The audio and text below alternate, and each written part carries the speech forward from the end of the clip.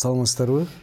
Бүгүнкү статустун кезектеги чыгарылышынын коногу Кыргыз Республикасынын Маданият, маалымат, спорт жана жаштар саясаты министрлигинин министринин орун басары, замминистр Салтанат Аманова айымды чакырабыз. Саламатсызбы? Саламатсыздарбы? Мен алгачкы суроом, байкашымча акыркы убакта Кыргыз мамлекети өзүнүн тышкы саясатын бекемдөөгө абдан далат кылып атат да. Ошондой ниеттин алкагында абдан көп расмий жолугушуулар, сапарлар болуп атат. Биздин жакынкы кошуналарга, алыскы кошуналарга президентибиз өзүбүз баш болуп. Ошол расмий делегациянын курамын эгер карап турган болсок, ар бир жолугушууда сөзсүз Маданият, маалымат, спорт жана жаштар саясаты министрлиги чогуу жүргөнүн көрүп атабыз. Муну кандай түшүнсө болот? Бул демек мамлекет маданиятка көбүрөөк көңүл бура баштады деген түшүнүкпү же кандай деп түшүндүрөт элеңиз? Же жөн эле жакшы таанышын алып бара жатабы деп. Же жөн эле таанышын алып бара жатабы? Саламатсызбы, Руслан мырза? Эң туура байкагансыз, бүт эле биздин коомчулукта акыркы мамлекеттеги жаңылыктарды байма-бай көрүп жаткан адамдардын баары үчүн кызык болсо керек. Бир жактан ушул маданият тармагында эмгектенген кызматкерлерге да сыймыктануу жаратып жатса керек. Өзүңүздөр билесиздер. Учурда президентибиз урматтуу Садыр Нуркожоевич өзүнүн иш сапарларында чет элге болгон Россия Федерациясына барып келди, билесиздер. Туркия мамлекетине барды, Казакстан Республикасына, андан соң Өзбекстанга барып келди. Кече жакында билесиздер, кечеги эле сапары Түркмөнстанга, ошондой эле Тажикстанга болуп жатат. Мына ушул сапарлардын баарында сөзсүз түрдө алдыңкы катарда, алдыңкы сапта Кыргыз Республикасынын Маданият, маалымат, спорт жана жаштар министри Иманалиев Кайрат Олжобаевич делегациянын мүчөсү катары коштоп жүрөт. Ар бир ушул чет элге болгон сапардын алкагында сөзсүз түрдө 2 же 4 же 5 меморандумдарга кол коюлуп жатат. Ал мамлекеттин маданият тармагынын кызматкерлери менен биргеликте. Саясат боюнча, Бул жерде айрым мамлекеттерде маданият тармагы өзүнчө министрлик катары функция аткара турган болсо, айрым мамлекеттерде бизге окшоп эле башка бир тармактар ушул маданият тармагы менен биргеликте алкакта жумуш аткара турган тармактар бириктирилген. Ошол сөзсүз түрдө ошол биздин министрлик ал жерде жаштар саясатын, маалымат айдыңындагы, маалымат сферасындагы маселелер, ошондой эле сөзсүз спорт жаатында жана этника боюнча эл аралык деңгээлдеги буга чейин аткарыла элек же болбосо эң актуалдуу болгон азыркы учурда пандемия мезгилинде онлайн форматында ишке ашыра турган маселелердин баардыгы боюнча кызматташууларга кол коюлуп жатат, сүйлөшүүлөр жүргүзүлүп жатат. Ал эми жогоруда айтып кеткен 5 барып келген 3 мамлекеттин ортосунда кызматташтык иш жүзүн ашып жатат.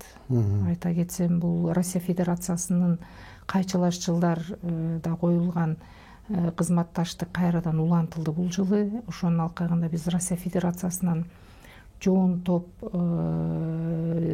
делегацияны күтүп жатабыз. 500ге чейин адам келиши мүмкүн. Бизде Кыргызстанда болот. Кыргызстанда сентябрь айларында пландаштырып жатабыз. Россия мамлекетинин маданият күндөрүн Кыргыз Республикасында өткөрөбүз. Бул маданият күндөрүндө бардык тармактагы, маданият тармагындагы ушу бардык тармакты камтыган кызматташуу жүрөт. Бир эле ушул сахнадагы классика өңүтүндө болобу, фольклор багытында болобу, эки тараптуу чыгармачылык жактагы инсандардын биргелешкен концерттери эле эмес, ал жерде тажрыйба алмашуу максатындагы мастер-класстар, автордук семинарларды өткөрүлүшү күтүлүүдө. Пайдалуу, көбүрөөк пайдасы бар, Ооба. Негизи биз жаңы жылдан бери 2021 жылга киргенден бери мамлекетибиз бир көп өзгөрүүлөргө душар болуп атат десек болот да, же аракет болуп атат десек болот. Ошол эле мамлекеттик түзүлүш, башкаруу формасы, конституциябызга чейин реформалар болуп атат. Акыркы кечээ угуп калдым, мамлекеттик кызматкерлердин санын кыскартуу боюнча, мисалы үчүн. Министрлик биз билгенден бул мамлекеттик кызматкерлердин катарына кирет да. Бирок ошентейин десек, мына башка министрликтерге салыштырмалуу бир эле министрликтин астында маалымат, маданият, спорт жана жаштар саясаты, туризм бар болчу, туризм, этника дагы бар. Этника дагы. Бул абдан чоң тармактар да. Негизи эле министрдин орун басары катары айтсаңыз да, бул мындай баарын камсыздоого, баарын башкарууга, баарын тейлөөгө негизи эле мүмкүнбү? Же кыйынчылыктар барбы? Туурабы дегеним да ушул неме. Өзүңүз белгилеп кеткендей, бул сөзсүз түрдө иш орун кыскарган жерде оор бир көйгөйлөр чыгат. Иш орунду мамлекеттик бийлик эмне себептен кыскартат? Эгерде бири-бирин дублировать эткен, бири-бирин кайталаган кызматтар боло турган болгондо сөзсүз түрдө кыскартышка туура келет. Бул жалпы мамлекеттик экономия саясатын жүргүзүү, оптималдаштыруу саясатынын максатына туура келбейт да. Чындап эле алып караганда, билесиздер, бизде азыр 5 тармак биригип кеткен. Мурда бир эле маалымат министрлиги боло турган болсо, азыр эми ал жерде маалымат саясаты дагы, спорттук жактан өнүгүү, жаштар саясаты, ошондой эле этника маселелери да кирген. Бул тармактарды бириктиргенде сөзсүз түрдө ал жердеги бухгалтерия, эсепкана, эсепчилер кыскарды, ал жердеги кадрлар башкармалыгы, ал жердеги финансыны караган топ, ал жердеги ушул жанагы неме жагын, хозчастьты караган тарап кыскарды. Ошолордун баарын кыскартып, орундардын баардыгын оптималдаштырып жатканда, чындап эле биз өз жаныбыздан, каныбыздан өткөрдүк да. Чындап эле кайталанган кызматтар аябай көбөйгөн. Дублирующий. Ошол эле маданият министрлигинин алкагында эле иш жүргүзсө боло турган биз аз далилдеп жатабыз. Качан ошол милдет коюлганда ага туура аткарыш үчүн топ биригет, команда биригет, ал жерде отурат. Кантип биз аз адам санында бүтүн мамлекет боюнча ушул 5 тармакты так ишин алып бара алабыз системага салып деп. Алып барса болот экен. Учурда бизде атайын эксперттик управление, экспертный группа деп түзүлгөн. Ошол эксперттик изилдөө жүргүзүү, мониторинг жүргүзүү боюнча дагы башкармалык түзүлдү. Ошондой эле мурун уюштуруу бөлүмү деп коет эле, азыр ушул жана бөлүмдөр аралык бириктирүүчү атайын дагы башкармалык түзүлдү, баардыгын байланыштыра турган. Учурда кантип иш алып барып атабыз биз? Сөзсүз түрдө мамлекет тарабынан коюлган, президенттин аппаратынан, администрациясынан берилген баардык токтомдор, буйруктар жана алар мурунку биздин Кыргыз Республикасынын өкмөтү жоюлганга чейин Кыргыз Республикасынын өкмөтү тарабынан берилген тапшырмалардын баардыгы күчүндө. Ошолордун баарын иш жүзүнө аткаруу максатында 5 тармактын буга чейинки өзүнүн күчүн жогото элек токтомдордун баардыгын, буйруктардын баардыгын азыр биз тактап алып чыгып, комплекстүү иш чаралардын планын түздүк эксперттик бөлүм менен. Андан сырткары биз Кыргыз Республикасынын көз карандысыздыгынын 30 жылдыгынын алкагында биздин аябай чоң ушул 7 облус жана 2 чоң республикалык маанидагы шаарларга буга чейин белгилене элек мааракелик чоң иш чараларды, ошондой эле эң актуалдуу иш чараларды Кыргызстандын эгемендүүлүк мезгилинде кайрадан аң сезимдин, улуттук аң сезимдин кайра жаралышы деп берилет да тарыхта, тарыхчылар ошентип берет. Ошол улуттук аң сезимдин кайра жаралышы дегендин ичине эмне, кайсы компоненттер кирет? эң негизги биз таяна турган кайсы багыттар, ошолордун баардыгында эмне жетишкендиктер болду. Биз ошол 7 область, 2 шаарга бөлүп бердик.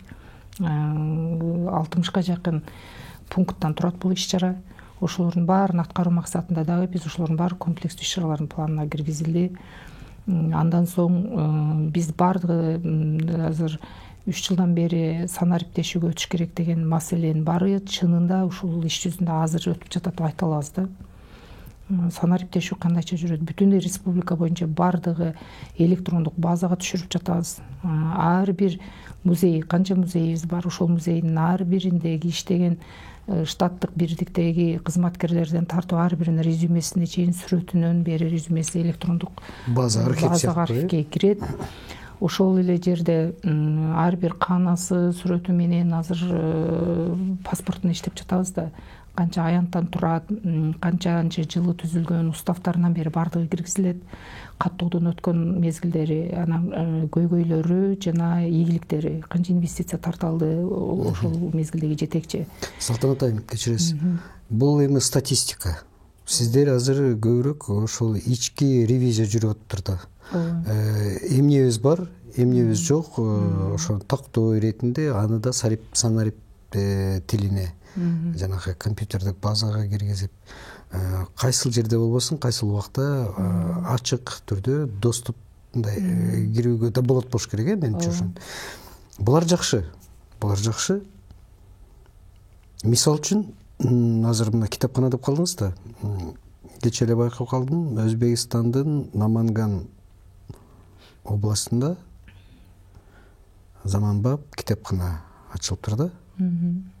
Ага чейин Турцияда деп угабыз. Негизи эле өзүн өзү сыйлаган, мындай өнүгүп келаткан, өнүккөн мамлекеттерде биринчи кезекте китепканага көңүл бурушат да. Китепкана бул билимдин, илимдин очогу ошол жерде сакталат. Дүйнөлүк классикадан тартып жергиликтүү.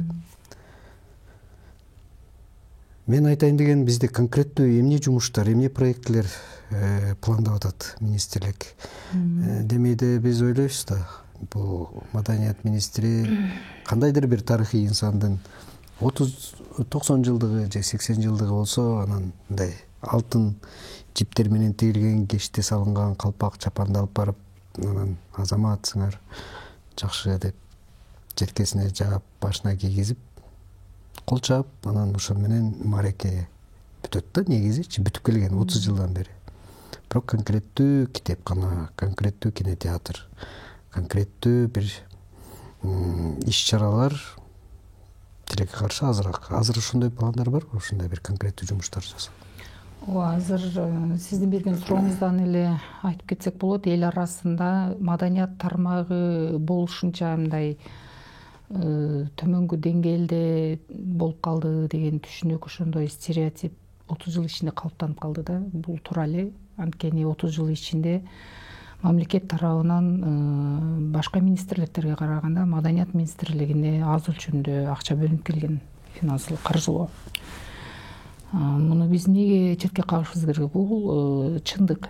Муну эч ким жок, бул андай эмес деп айта албайт. Анткени биз министр дагы жаңы келгенде, мен дагы орун басар катары жаңы орун басар, биз биринчи орунда отурганда, сиз айтмакчы, мен жана айтып кеттим, ошол 5 тармакты бириктирсе боло турган. Себеби азыр цифровизацияга өтүп атабыз, ошо санариптештирүүнүн алкагында, ошондой эле мобилдүү иш жүргүзүү, баардыгын жыйынтыктуу системалуу чогултабыз, эксперттер иштейт, мониторинг жүргүзөт, биз даяр кылып беребиз бүт өзүбүздүн коллегаларыбызга, кесиптештерибиз онлайн форматта бүт көрүп турушат. Эмне жаңылыктар кетти, эмне болуп атат, кандай жүргүзүшүбүз керек. Мындайча болуп атканда кайтарым байланыш аябай жакшы.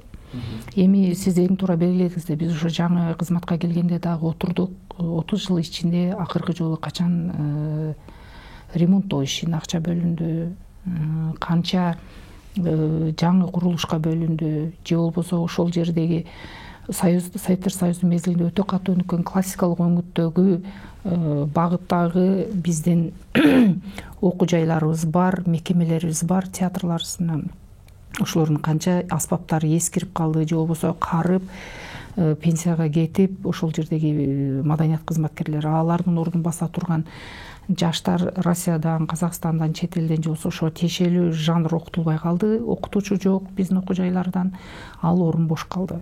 Ал орун бош калгандан кийин ошол кайсы бир симфония же кайсы бир неме талаптагыдай аткарылбай калышы мүмкүн.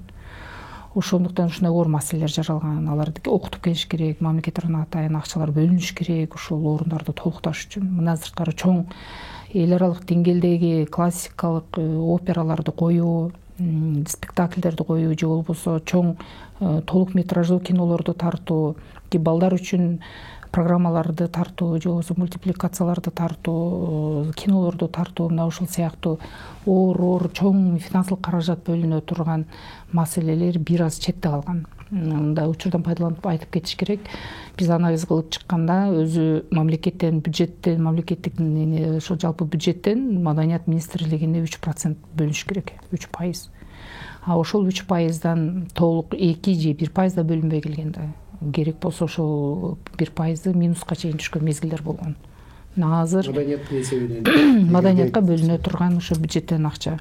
Бул эми ар кандай бул маданиятка болгон эми ошол мезгилдеги кандай мамиле деп дагы айткыбыз келбейт. Эмне себеп болгон мүмкүн ошол мезгилдерде иштеген мамлекет башчылары, ошол мезгилдеги өкмөт башында тургандар, ошол мезгилдеги бир стратегдер мүмкүн түшүндүрүп береттир.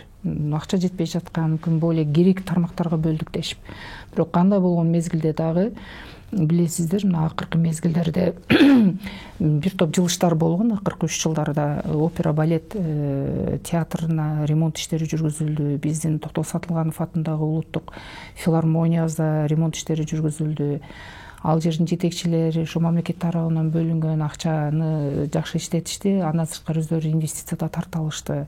Мындан сырткары азыр биздин мына Кыргыз улуттук драма театрыбызга дагы акча жарымы бөлүнүп, азыр жарым ушул жылы президент бөлөм деп даяр болуп турушат. Биздин министрлер кабинетинин башчысы ушу Улукбек Асатмединович өзүнүн көзөмөлүнө алган. Жакын араларда ал дагы бөлүнөт деп күтүп турабыз. Ошондой эле Чыңгыз Айтматов атындагы Орус драма театрынын дагы 10 миллион акча бөлүнгөн бойдон турат. Калган акчасы бөлүнүш керек. Ал эми республика боюнча 7 облустагы бүт биздин маданият үйлөрүнүн карамагына кирген музейлер, китепканалардын абалдары мен жакшы деп айта албайм. Биз ар бир мына акыркы 3 ай ичинде министрдин тапшырмасы менен да чоң инвентаризация иштерин жүргүздүк. Ал жерде паспорттоштор, жалпы паспорттоштор кетти. Айтып кетет элек, ушул азыркы учурда жасалып жаткан президентибиздин тапшырмасы менен Гүлипа Кондучалованын мааракесине арналган чоң жыйында сүйлөгөн маданият тармагына биринчи кезекте көңүл бөлүнөт. Себеби качан гана маданиятты биз жөн эле ооз жүзүндө айтпастан популисттик менен иш жүзүндө ар бирибиз нотаны биле алсак, сезе алсак, ар бирибиз ар кандай көрүнүштөгү сулуулукту туюп сезе алсак, өзүбүз сулуулукка суктанышты билсек, сулуулукту өзүбүз жарата алсак жан дүйнөнүн, мына ошондон маданият деген сөздү айтканга акыбыз бар. Анан ошондуктан президенттин тапшырмасы, протокол тапшырмасы 4 пункт менен берилген Гүлипа Кондучалованын мааракелик жыйында. Мына ошону аткаруу максатында 5 майда жаңы конституция кабыл алганда дагы президентибиз ал жерде тапшырмалар берди. Айтылды, ошол конституцияга өзгөртүүлөр киргизилди.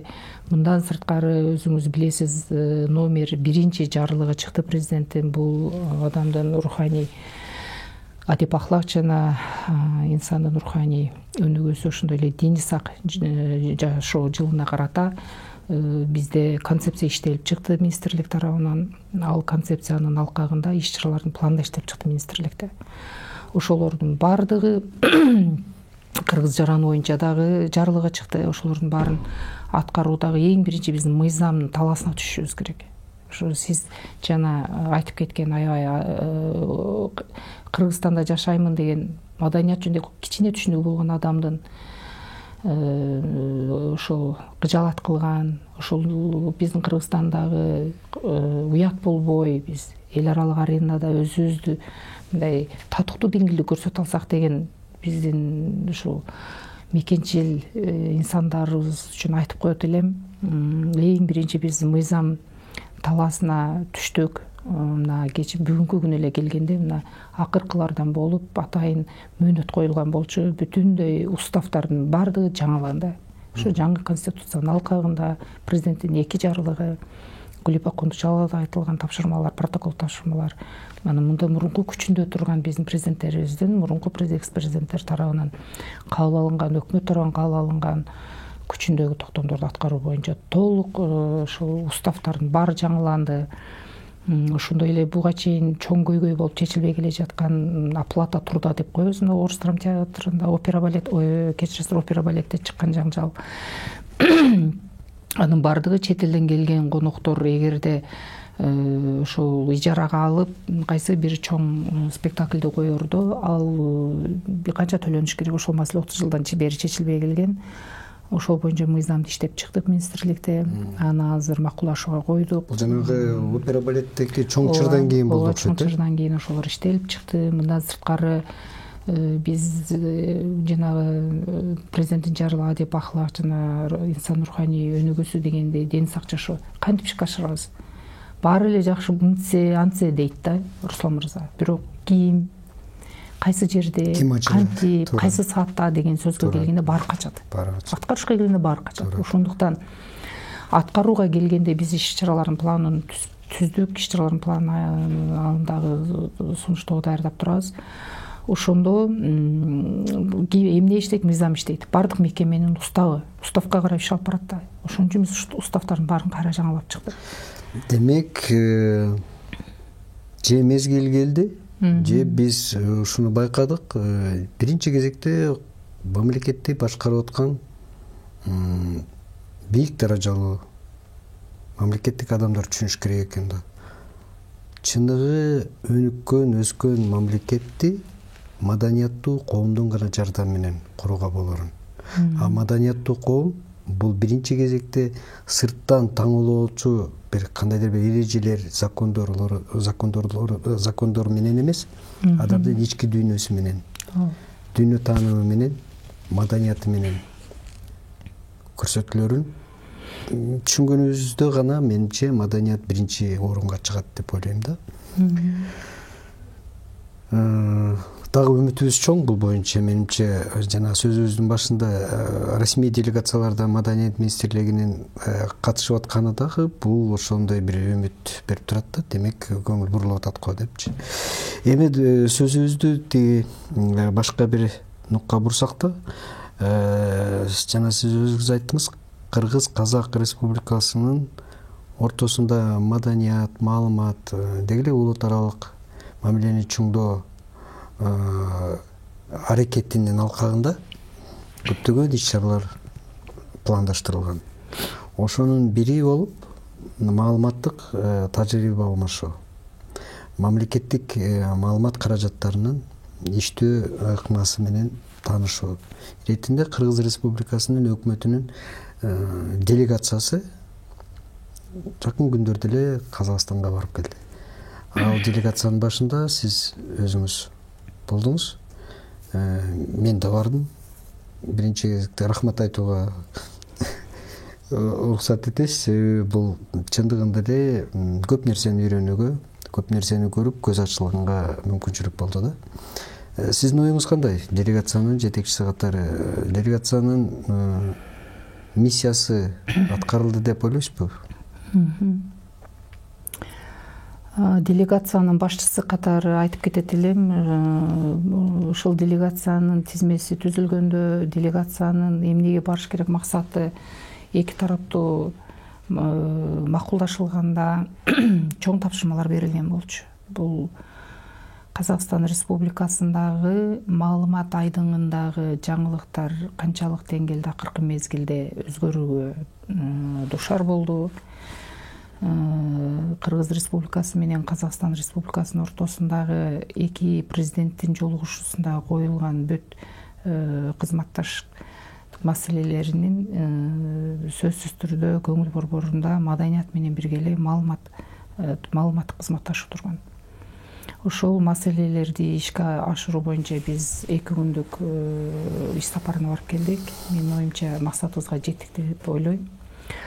Эгерде көрүүчүлөргө мындай тактап айтып кете турган болсок, делегациянын баруунун негизги максаты бул Кыргыз Республикасындагы маалымат айдыңында иштеп жаткан бүт кызматкерлерди, жетекчилерди Казакстан Республикасына барып, ошол жактагы маалымат же болбосо медиа тармагындагы тажрыйба алмашуу, ал жакты көрүп келип, өз көзү менен көрүп, ал жактагы кесиптештер менен сүйлөшүп, ал жактагы жакшы ийгиликтерди бизге дагы кайсы жагын бизге алып киргизсе болот жаңылыктарды. Биз барып келдик, 8 адам Астанага барганда биринчи күнү ал жерде министрлик Казакстан Республикасынын маалымат жана коомдук өнүгүү министрлиги деп аталат экен. Ошол министрликтин биринчи вице-министри Кемелбек Бактыгулович менен расмий жолугуштук. Бул расмий жолугушуунун алкагында 2 күндүн ичинде биз 5 объектке барышыбыз мерчемделген болчу. Ага кошулуп дагы 2 объекти кошулду. Ошол расмий жолугушууда белгиледик, 2 күн биз эки тараптуу адистердин байланышынан кийин отуруп, андан кийин 1 жылдык өзүбүздүн кызматташуубузду тактап алайлы, кандай багытта кантип биз кызматташтыкты ишке ашырабыз. Ошол биздин биринчи күнкү планыбыз туура болгон экен. Ал күнү биз кечинде эле ошол Каз медиа орталыгына бардык, имаратына 22 кабаттан турган Каз медиа орталыгынын 1 жылдын ичинде курулуптур президент тарабынан. Ал Каз медиа орталыгынын иштөө функциясы биздин делегацияга чындап таасирин берди, чоң таасирди алдык. Эмнеси менен?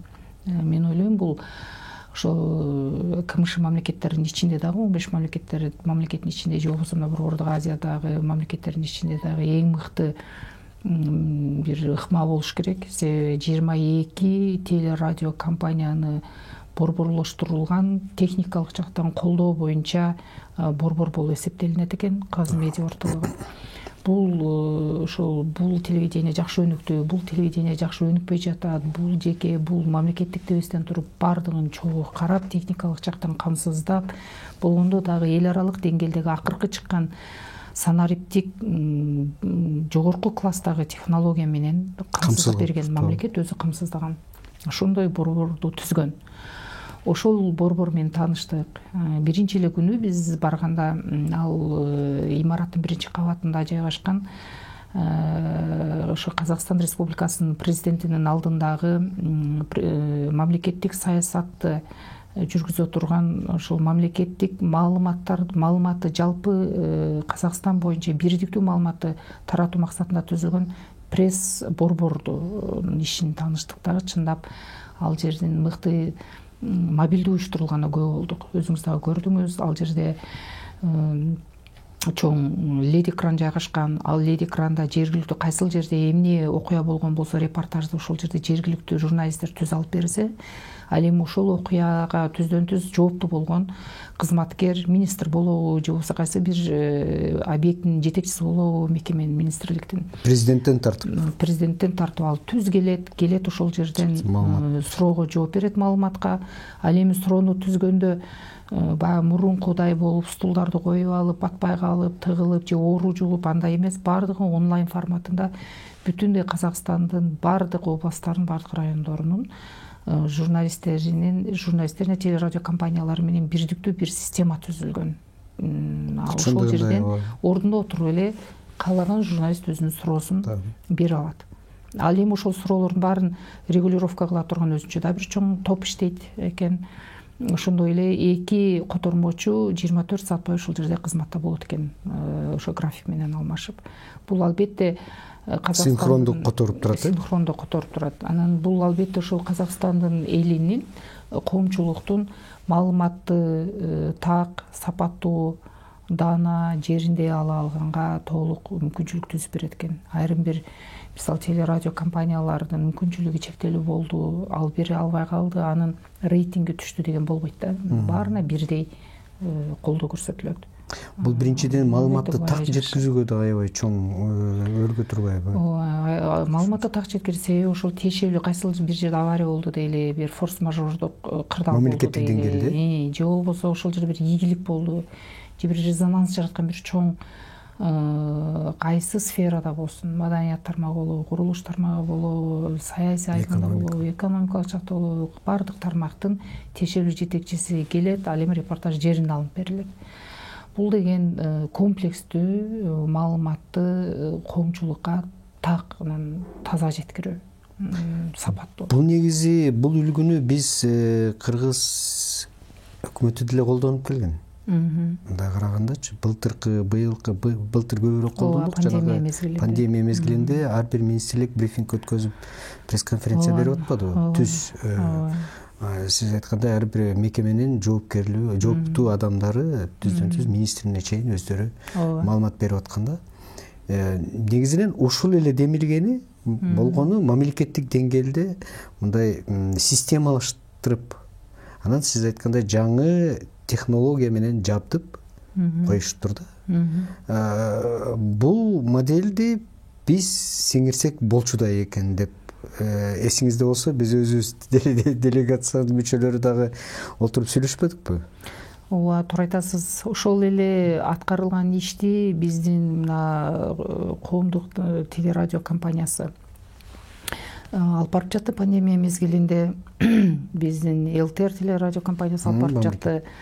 Сапаттуу, жогорку деңгээлде мобилдүү уюштуруп, ошо маалыматты так мына биздин Кыргыз Республикасынын өкмөтүнүн оперативдүү штабтын жыйындарын, жогорку кеңештеги сессияларды жана башкаларды, пирамида телерадио компаниялары да бизде бир гана ушул сапат жагынан, аларды алып берүү жагынан сөз жок. Бизде да ошондой. Бирок биз алардан ала турган жаңылыкты ошо борборлоштурулган системалаштырып, анан борборлоштуруп бериш керек экен. Себеби республикалык маанидеги мамлекеттик саясатты ар бир жаранга туура жеткирүү. Себеби ортодо эле бурмаланып, популисттик деңгээлде ар ким өзүнүн кызыкчылыгына туура эмес бурмалап жибергенде эл ошого ишенип калат да. Туура. Анан аны кайра жеткирип, ушак деңгээлине түшүп кеткен учурлар болот. Ошондуктан дароо ошол жеринде түз жеткиргенге баардык телерадио компанияларга доступ деп коебуз, ошол маалыматты алууга мүмкүнчүлүктү, шартты, аянтчаны түзүп берет экен Казакстан. Салтанат айым, дагы бир көңүл бурчу колдонсок болот. Туура. Менимче колдонобуз деп ойлойм. Буюрса. Кудай буйруса. Бизде деле акча жок эмес. Болгон акчабызды туура колдонууга үйрөнүшүбүз керек экен, керектүү. Анчалык чоң болбосо да өзүбүздүн деңгээлибизде кичинекей модельди сиңирүүгө толук мүмкүн экен, көзүбүз жетти да. Дагы бир көңүл бурчу маселе, бул жана эсиңизде болсо биз Stop Fake интернет порталынын жумушу менен тааныштык. Бул менимче дүйнөлүк деңгээлдеги көйгөй. Себеби дүйнө жүзү боюнча азыр интернет жанагы заманы өнүгүп турган убакта баардык маалымат телекомпаниялардан мурун интернет айдыңына чыгат, соцсеттерге. Бирок ал жерде кандайдыр бир кара күчтөр туура эмес маалыматтар менен дагы элди, коомдун маң сезимин манипуляция кылганга аракет кылышат да. Мисалы үчүн жанагы ошол жерде мисалга айтылды, масканы, жана медициналык масканын ичинен курт чыгып атыптыр, же дагы бирдемке деген эми толгон токой. Бул боюнча да күрөшүү болот экен деп эсиңизде болсо сүйлөштүк. Бирок менде бир ойда, Салтанат айым, фейктер менен го ошол Stop Fake'дин тажрыйбасында көрүшсөк болот экен. Мисалы үчүн, эгер бир туура эмес маалыматты туура маалыматка салыштырып туруп, аны жана суу сепкендей кылып, отто өчүргөндөй өчүрсө болот экен. Бирок хейтерлерди эмне кылабыз? Мисалы үчүн, эч нерсе жакпаган, өзүнүн төрөлгөнү, өзүнүн кебетеси жакпаган адамдар бар да. Азыр эмне кылсаң ошону сындап олтурганчы. Туурабы? Айрыкча бизде. Туура эмес туфли кийип алыптыр. Туфлиси жакшы экен, бирок туура эмес басат экен. Туура эмес, туура эле басат экен, бирок көйнөгүнүн түсү мындай экен деген адамдар көбөйдү да. Биз алар менен кантип күрөшөбүз? Бул боюнча маалыматтык саясат кандайдыр бир иштер жүргүзүлүп атабы? Азыр эки суроо бердиңиз. Биринчиси, бул биз ошол эле күнү Stop Fake Казакстандын мамлекеттик интернет порталы ачылган. Бул мамлекеттик жактан. Ал жерде 16 адам иштейт экен. Дмитрий деген мырза өзүнүн жумушу менен тааныштырды. Stop Fake деп эмне үчүн аталат? Ошо пандемия мезгилинде түзүлгөн. Пандемия мезгилинде Ал жерде 18 миллион калк жашайт Казакстан Республикасында. Биздеги эле көрүнүш аларда деле ошондой. Эки элдин менталитети ушунчалык окшош элбиз биз. Пандемияда тойлорго барганыбыз деле окшош, көчөдө жүргөнүбүз деле окшош, кечиккенибиз да окшош. Ошондой эле сүрүштүрбөй туруп эле урушуп кеткенибиз да окшош, тактабай туруп. Ошондой эле жанагындай көрүнгөн маалыматка ишенгенибиз да окшош. Туура. Ошондуктан 18 миллион калкта, бизде Кыргызстанда 6 миллион туруп ызы чуу чыкканда аларда 3 эсе болуп кетет, 3 эсе 4 эсе. Баарына үлгүрүп жооп беренге мүмкүнчүлүк жок. Ошондуктан бул Stop Fake мамлекеттик порталынын иши чындап эле мындай тажрыйба бизге деле ачканга ыңгайлуу экен деп ойлоп калдык.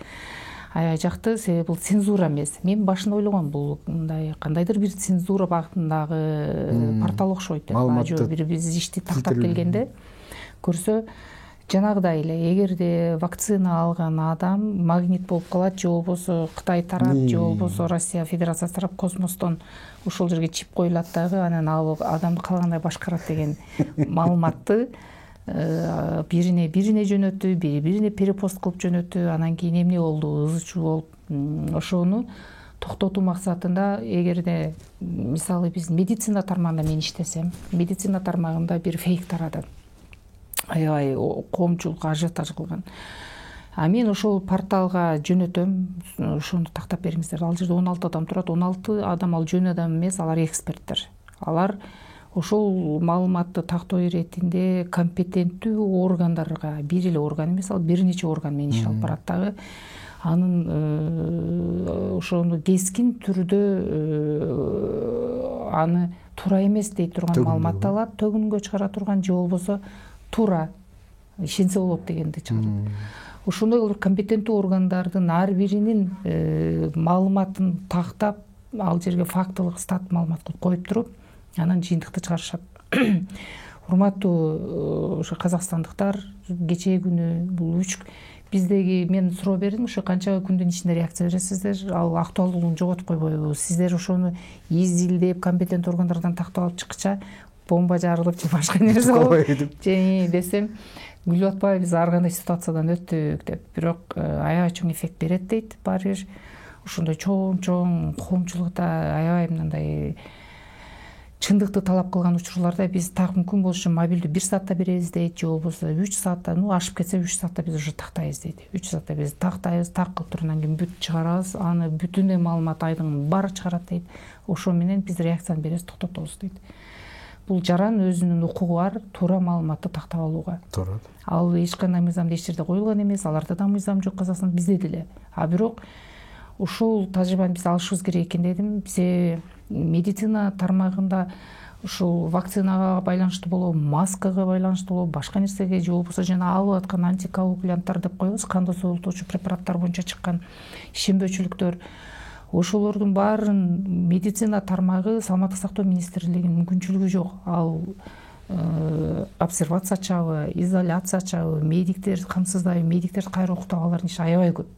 Анан ага кошулуп алып туруп, дагы маалыматты издегенге убактылары жок. Ошондуктан эксперттерди коюп группасын, аларга тиешелүү министрликтер менен маалыматты тактап туруп берген жерди түзүү, бул ушундай азыр жашоо, интернет жашоо болуп калды да. Азыр жашоону жөнөкөй диалог менен сиз экөөбүзгө окшоп телефонду өчүрүп коюп бетине бет сүйлөшкөн учур жок эсе. Мындайча айтканда, азыр үй бүлөдө 5 адам болсо 5 итинде эле телефон жок. Калган бардыгы аркы үйдөн берки үйгө өткөндө да келиштен зеригет, жалкоолонот. Кошуна канадан берки канага дагы СМС менен сүйлөшөт. Туура. Бул бизге сиңирчүүгө мүмкүн болгон жакшы бир үйрөнчү. Эч кандай цензура эмес, бирок ар бир жаранга туура далилденген, ар бир компетенттүү министрлик, орган, мамлекеттик орган опровержение бере турган, төгүндө же ошону тактап бере турган маалыматты тактап алууга укугу бар. Мыйзам катып калбайт да. Ал демек биз интернет жашоого кирдикпи? Калайбызбы, биз ошого мобилдүү түрдө ылайыкташышыбыз керек. Демек ошол Stop Fake мамлекеттик порталынын ишин биз өзүбүзгө алсак болот. Бизде хейтермен кантип күрөшөбүз? Бизде өзү жүргүзүлүп атат. Маалыматты сөз беребиз да. Мана пресс катчылар кыйналат. Ар бир министрликтин пресс катчысында жашоо жок. Күнү-түнү 24 саат уктабайт. Изилдеп сөзсүз бир ызы чыкканда эле биз баарын пресс катчыларга беребиз. Ошону төгүндөйсүңбү же эмне кыласың такта деп. Салтанат айым, кечиресиз. Биз кызыктуу сөз болгондо убакыттын кандай өткөнүн билбейсиң да. Мага режиссерлор кайра айтып атат 2 минут убактыңыз калды. Демек 40 минут уже жакындап калыптыр да. Жана хейтер боюнча билбейм, чынын айтсам сиз деле билбейт болушуңуз керек, кантип мен бир ооз жакпаган адамга кантип жагасың. Бир эле ооз айтып койгум келет. Хейтерлер качан чыгат? Бул өзүн реализация кыла албай калган адам. Өзүн реализация кыла албай калган, бирок мүмкүнчүлүгү бар адамдар. Ал таланты бар дагы чыкпай калган. Кайсы бир мүмкүнчүлүк. Өзүн реализация кыла албай калды, дүйнөгө капа. Ошондуктан эч нерсе жакпайт. Мен айтып кетет элем, качан биз окууну үйрөнгөндө эмнеге чет элге барсаң, же болбосо ушул онлайн форматта барсаң, музейлерге миңдеген адам кезекке туруп алып туруп музейге кирип таанышып чыгат. Миңдеген адамдар азыр онлайнга өткөрдү ошол музейлердин баардыгын. Азыр биз ошол биздин жарандарыбызга негатив менен кетип эле негатив болуп кетпеш үчүн ички маданияттын өнүктүрүү, бүт адам жөнүндө эч качан негатив ой айтпай, анын адам сөз жакшы жаман жагы бар. Ошонун жаман жагын такыр көрбөй, жакшы жагы жок адамды дагы таап эптеп издеп таап ошонун жакшы жагын көрө турган аябай деңгээли бийик адамдарды тарбиялаш үчүн биз мамлекет өзү аракет кылышыбыз керек. Маданиятты өстүрүшүбүз керек. Ал үчүн биз азыр ушуну сизге айтып кетет элем, эң туура суроо бердиңиз да. Сайт ачылды азыр Маданият министрлигинин. Ал сайттын ичинде ушу бизге берилген функцияда иштеп жаткан 5 тармак, ошол 5 тармактын ар биринин өзүнчө сайты болот дагы. Мисалы бир эле музей десек, ошол музейде биз азыр жагы улуттук тарыхый музейди ачабыз деп атабыз, эгемендүүлүк күнүнө карата. Укмуштай жаңылыктар кирип атат, ал жерде жаңы нерселер бар. Ошолордун баардыгын биз электрондук вариантын жайгаштырабыз. Адам жайлоодо отуруп, больницада жүрүп, же Москвада жүргөн мигранттарыбыз, биздин мекендештер, Японияда жүргөн мекендешибиз кирет, толук музейди өзү кирип аралап көрүп чыга алат. Ошол эле нерсени биздин жайлоолорубузду көрөт, жайлоо жаңылыктар, маданияттарыбызда азыр спектакльдердин баардыгын биздин театр кызматкерлерине терең ыраазычылык билдирип кетебиз. Биз ушул санарипке өтүшүңүздөр керек, себеби элдин баардыгы көрсүн, театрда кайсы актёрубуздун лицосун тааныбай калды, жүзүн. Айрыкча момундай пандемия убагында үйдө отургандарга азыр мисалы режиссер 1 жыл даярдайт спектакльди. Актёрлор кыйналып даярдайт, форма менен иштейт, декорация, анан кийин 50 эле адамга уруксатты саламаттык сактоо министрлиги берет, болсо штраф салат очойгон. Бул делегациянын жыйынтыгы, келишимдер келиштиңиздер да эки тараптуу тең. Анан булар кандай келишимдер болду? Кайсыл убакта бул ишке ашат? Канча убакытта ашат? Чын эле ашабы же жөн эле жана официалдуу барып бири-бирибизди жакшы сүйлөп, силер жакшы экенсиңер, биз да жакшы болобуз деп эле ошо менен бүтүп калабы? Ушул боюнча бир неме кылып анан жыйынтыктасак. Делегациядан барган топту аябай креативдүү топ барды. Ал жерге барганда биздин кесиптештерибизде дагы эки тарапта аябай жылуу кызматташуу жүрдү. Чындап эле биз эки элге, казак менен кыргыз эли дос эл деп айтканыбыз менен иш жүзүндө эмнебиз дос. Ошондуктан катуу отуруп бир күн эмес 2 күн сүйлөштүк. Эмнени биз бере алабыз. Жыйынтыгында төмөндөгүдөй иш-чаралар өткөрүлмөк болду. Мен тизмелеп кете турган болсом, биринчиси бул Пирамида медиа холдинг, мына Кыргыз Республикасынын телерадио компаниясы 2 тараптуу меморандум түзүлдү. Бул Хабар агенттиги менен ошондой эле Казакстан Республикалык телерадио компаниясы менен 1 жылдык кызматташууну жүргүзүшөт. Алардын өзүнчө чоң иш планы түзүлдү. Мындан сырткары биз 2 тараптуу сүйлөшүүлөрдүн негизинде кыргыз-казак достугун өркүндөтүү максатында Кыргыз Республикасынын белгилүү жазуучусу, философ, ойчул жазуучубуз Чыңгыз Айтматов менен казак эл жазуучусу Мухтар Шаханов жөнүндө өзүңүздөр билесиздер, Аскада калган аңчы Ны деген китеп жазылган, 2 адамдын диалогу. Бул интеллектуалы мира деп коебуз, дүйнөнүн интеллектуалдары. Ушул 2 улуу адамдын сүйлөшүүсүнүн алкагында биз 2 адам достугу жөнүндө документалдуу толук метраждуу фильм тартабыз деп планга киргиздик. Ошонун алкагында 2 элдин достугун беребиз, кайра жаңыртуу. Андан кийинки планыбыз бул жаш балдар үчүн көчмөн элдин философиясын кайра жаңы өңүттөө берүү. Мына Троя согушу, Грек, Рим мультфильмдердин аркасында биздин балдарыбыздын баардыгы Грек, Рим баатырларын, бардык мифологиялык баатырларын билет жомогун, а биздин кыргыздын казактыкын айтса билбейт. А бизде аларда күнөө жок, күнөө бизде. Ошондой шарт түзүп бербеген. Демек ошол эки элдин көчмөндөр философиясы деп, эки элдин жомогунун алкагында же болбосо Манас менен ушул Эр Көкчөнүн достугунун аркасында казак кыргыз достугун берип, балдар арасында казак кыргыз достугун чыңдоо, анимациялык фильмдерди тартуу пландаштырылды. Мындан сырткары биз теле көпүрөлөрдү уюштуруу эки мамлекеттин ортосунда, бир теле көпүрө менен Көз карандысыз күнүн 30 жылдыгына карата токтолбостон сериясын өткөрүү, балдар үчүн спорт өнүктүрүү, жаштар, маданият, ушу бардык тармакты камтып деп жатабыз. Андан кийинки дагы бир чоң планыбыз, биз Казакстан Республикасына барганда көп жаңылыктарды көрө алдык. Ошону сөзсүз түрдө бул жерге алып келгенге аракет кылабыз, тажрыйба алмашуу максатында адистерди. Бирок алар менен сүйлөштүк, азырынча онлайн режиминде Zoom'ду пайдаланып миңдеген Кыргызстандан операторлордун, ал жактын мыкты адистер, операторлор мастер-классты өтсө болот. Ошондой эле биз көркөм жетекчилери менен сүйлөштүк, алардын телерадио компанияларынын, алардын директорлорунун, менеджерлеринин техникалык жактан колдоо боюнча адистер менен мастер-класстарды өткөрүүнү сүйлөштүк. Ошондой эле биз тараптан да руханий жактан биздин көптөгөн мыкты кинорежиссерлорубуз азыр Казакстанда аябай востребованный болуп атпайбы? Ал жакта аябай күчтүү баратат. Биздин кинорежиссерлордун мастер-классын ал жакта өткөрүү, биздин сценаристтерибиздин сценарийлери укмуш колдоого алынып атат эл аралык деңгээлде. Кыска метраждуу фильм боюнча биринчи орунда кетип атат биздин жаштардын тарткан кинолору. Ошолордун бар мастер-класстарды Казакстанда өткөрүү боюнча да иштер алып барсак болот. Бул мастер-класстарды уюштуруу. Мындан сырткары дагы бир ошол планга койдук. Казакстан Республикасында ошол Казак Vision деп өткөрүшөт. Музыка жаатында шоу бизнестин акыркы мыкты ырчылар. Биз да бул жактан өзүңүздөр ырчыларды жөнөтсөңүздөр болот деди. Ал боюнча да азыр сүйлөшүүлөр жүрүп жатат. Сөзсүз түрдө биздин жаңы чыгып жаткан же болбосо мурда ырдап жүргөн мыкты ырчыларыбыз бар. Албетте алар татыктуу өзүн көрсөтүп келе алат деген ойдобуз. Мына ушундай жакшы сүйлөшүүлөр жүргүзүлдү. 5 сүйлөшүү, 2 меморандумга кол коюлду. Ойлойбуз биз ушул келе жаткан ушул жылда 2022 жылга чейин баарын ишке ашырганга аракет кылабыз деп. Жана бул казак кыргыз элинин медиа жаатында аябай чоң өнүгүүлөргө алып келет деген ойдобуз. Менимче бул казак кечиресиз, жана блогерлер. Биз мына интернет айдыгында блогерлер деп койгон, мен аны биз сыртка таштай албайбыз за бортом. Себеби блогер деген өзүнчө бир социалдык чөйрө, түшүнүк пайда болду. Өзүнчө сам себе режиссер деген түшүнүктө өздөрүн тартат, өздөрү чыгарат, TikTok деген өзү чыгып кетти. Биз аларды кайра жардам берип, аларды туура багытка алып кетүү, мамлекеттик саясатты туура биргеликте алып жүрүү, ушу коомду туура агартуу, коомду тарбиялоого биз блогерлерди менен бирге иш алып барсак да болот. Аларды биз бөлүп чыгарып койгонго мүмкүн эмес.